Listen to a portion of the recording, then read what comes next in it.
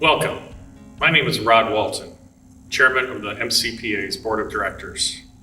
Normally, we would have met in person in June and spent much of our annual meeting announcing MCPA's 2020-2021 season of programming.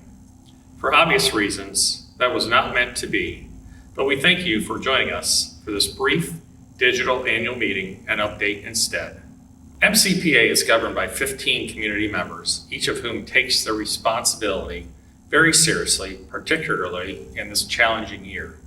The list of current board members is on your screen, and I'd like to take a moment to recognize and thank one director in particular who retired at the end of June. Pat Sadowski retired from the board after 2 terms, 2 years of which he served as board chair. An engaged and thoughtful board member, the board and staff greatly valued his input and legal expertise. Thank you for years of service, Pat. And now I'd like to introduce our treasurer, Karen Klein, who will be presenting our financial report. Thank you, Rod. I'm Karen Klein, treasurer and chair of the Finance Committee for the Marathon Center for the Performing Arts. I'm a board member for the center, as well as a board member of the Foundation Board that has oversight for the endowment for the center. Fiscal year 2020, which ended June 30, has been anything but typical. We are a relatively young organization, being under 5 years old.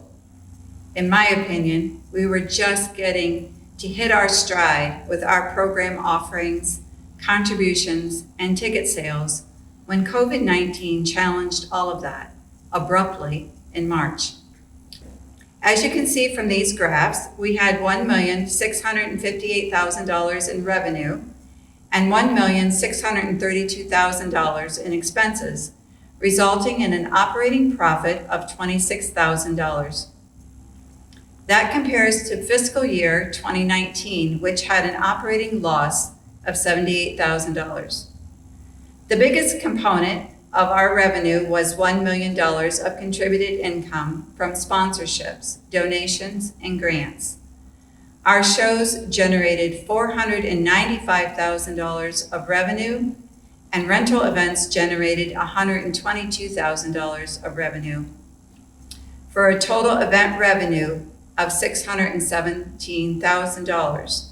The expenses for these events totaled $714,000, resulting in a loss on the events of $97,000. Our overhead expenses were $918,000. It is rather rare for a performing arts center our size to show a profit, since the expense for the events typically outweighs the ticket revenue, even with a sell-out performance. On an average show, the center will typically lose about $5,000. For a family holiday show, we will lose about $30,000. And on a headline act, the center will lose about $180,000. This loss assumes selling 100% of the 960 seating capacity. As you can see, the center is dependent on the contributions in order to cover event shortfalls and overhead costs. These contributions from the community are very much appreciated and vital to the center. Since most shows result in a loss or break even, when shows were canceled or postponed due to COVID, the center didn't incur these losses, which resulted in our small operating profit. In addition to contributed income, donations are made to the endowment by many generous supporters in the community. Our endowment at the end of fiscal year 2020 was $6.7 million. The endowment is managed by Fifth Third and the Community Foundation. Our goal is to grow the endowment to $10 million and then to begin taking a withdrawal of 4.5% each year, which will provide $450,000 to support operations, make us less dependent on contributed income, and allow us to expand programming to support the center's mission. I can assure you that the staff, the board members, the committee members, are diligently working to manage expenses, to offer safe programming, and to plan for the future when the center will once again be filled with exciting and stimulating events. Again, I thank you for your support of the Marathon Center for the Performing Arts.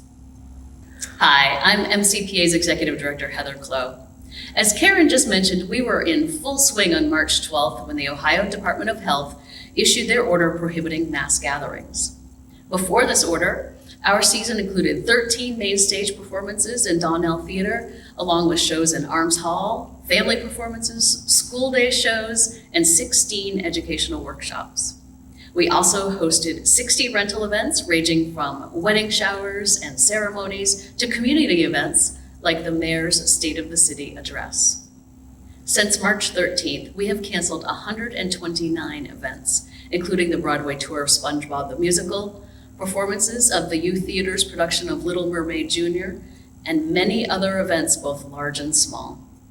We have also rescheduled, sometimes repeatedly rescheduled, a dozen other events, many of which have still not occurred.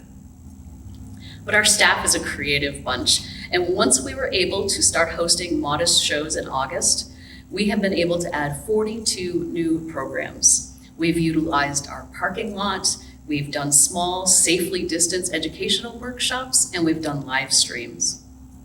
I'm often asked what the future holds, and the honest answer is I don't know.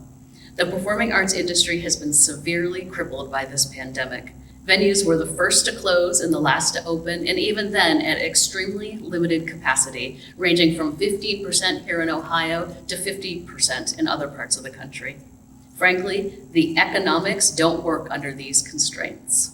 The unemployment rate in the arts industry is at 62% across the nation and 29% here in Ohio, more than any other industry. MCPA's own employees have faced layoffs, months of furloughs, pay cuts, workload reductions, and job shares. And the end is not in sight. Our capacity limits are in place indefinitely. Artists are not touring, and Broadway is closed until at least June, likely longer. Our tactic at MCPA has been to cut expenses, take care of this beautiful venue, and be creative as possible to achieve our mission.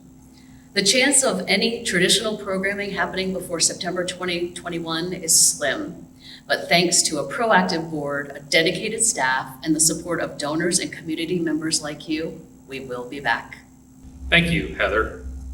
Before we leave, I would like to present MCPA's Volunteer Spotlight Award to Ann Bias. As many of you know, Ann was instrumental in the creation of MCPA, particularly in the area of fundraising. She was one of the organization's founding board members and always willing to lend her time and talent to ensure our success. She raised millions of dollars for the original Capitol campaign and then returned to help establish MCPA's 2020 Arts Endowment Society. For her dedication to the arts and the Findlay community, we're pleased to name Ann Bias as the recipient of the 2020 Volunteer Spotlight Award. Thank you for watching, and we look forward to seeing you all at MCPA as soon as we can safely gather.